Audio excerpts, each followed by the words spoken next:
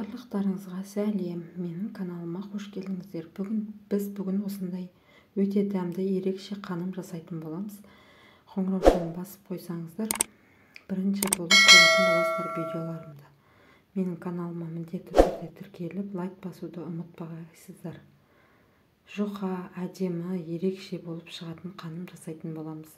Біз ішіне салатындарымыз картошка, пияз салатын боламыз. Осыларды жақсылап, ұзынша қылып турап алатын боламыз. Ерекше қаным жасайтын боламыз. Видеоның соңына дейін қарап, тіркеліп кетуді ұмытпағайсыздар. Дәл осындай ұзын қылып турап алатын боламыз.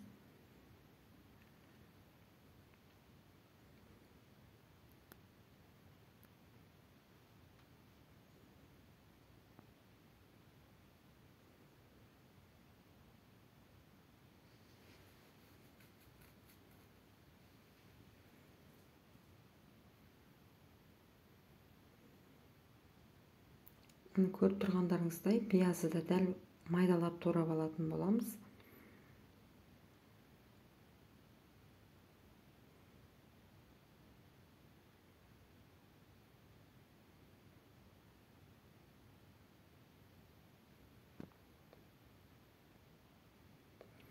Описанияның астына қалдырып кетемін не салғанымды. Видеоның ақырына дейін көрсеңіздер түсінетін боласыздар. Барлығын турап алдық. Мен осындай 500-600 грамм жылқы етінен пайдаландым. Ұзын қылып турап алдым. Қазір мен бұны етті майдалап алатын боламын.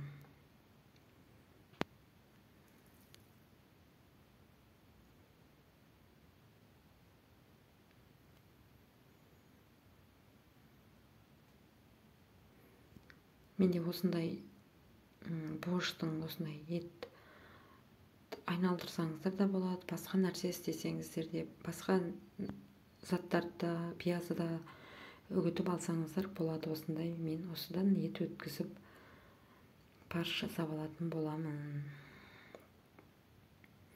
Көріп тұрғандарыңыздай 1-2-3 рет айналдырсаңыздар незде турап береді.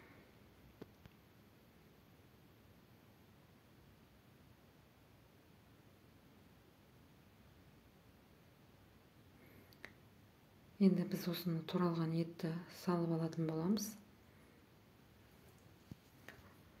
Тұз салып алдым ішіне. Осындай пифрапа универсал. Кішкентай шайный ложкамен 1 қасық салдым. Роллтының пифрапасынан осындайдан 1 қасық салдым. Ішіне зіре салсаңыздар болады. Мен осындай укроп салдым. Укроп, одан кейін перец. Қара бұрыш салып алдым ішіне. Осыларды жақсылап араластырып аламыз. Осындай фарш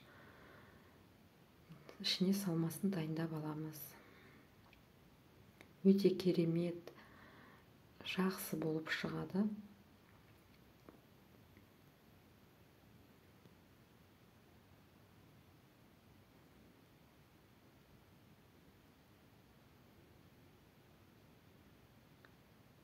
Енді біз қамырын дайындап, нанын дайындап алатын боламыз.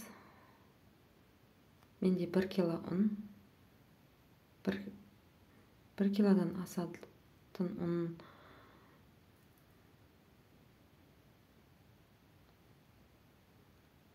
лопатканың көмегімен үстіп жақсылап араластырып алып, қамыр жасап алатын боламыз. Қамырын жасап алатын боламыз.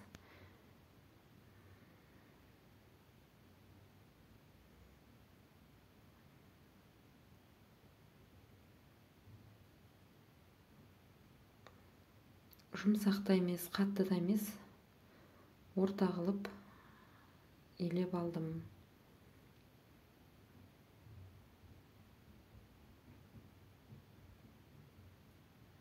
Елеп, иін қандырып болғаннан кейін осындай еменде 2 суала шықты.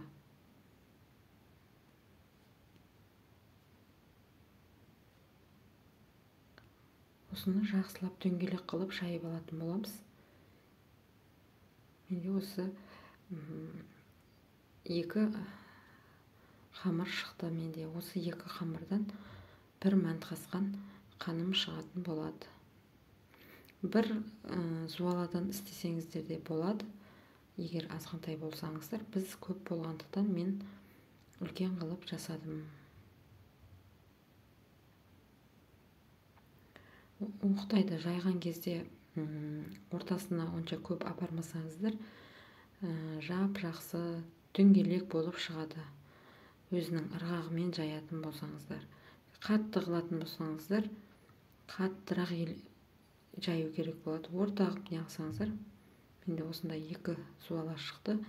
Мәнтқасқанның астын майлап алатын боламыз жақсылап.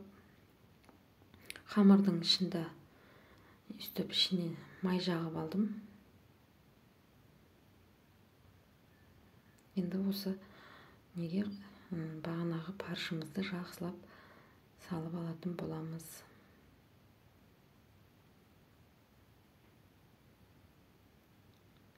Дөңгелектеп орап алатын боламыз. Менде осындай шықты.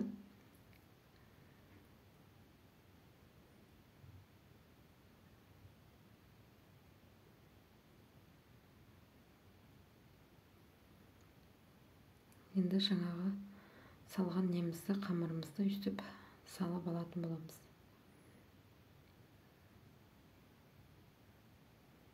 Менде қаздың үстінде су қайнап тұр. Осы жерде 40-45-50 минутта піседі.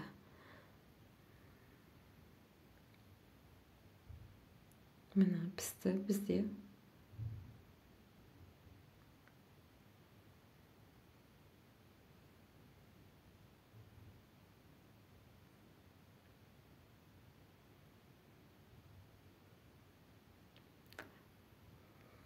Видеоны көргендеріңізге рахмет. Алдыда тағы да видеолар шығаратын болам. Қоңыраушаны басып қойсаңыздар, бірінші болып көретін боласыздар. Менің міндетті түрде каналыма тіркеліп, лайк басуды ұмытпағайсыздар. Менің еңбегімді бағалап кетіңіздер. Қош сау болыңыздар.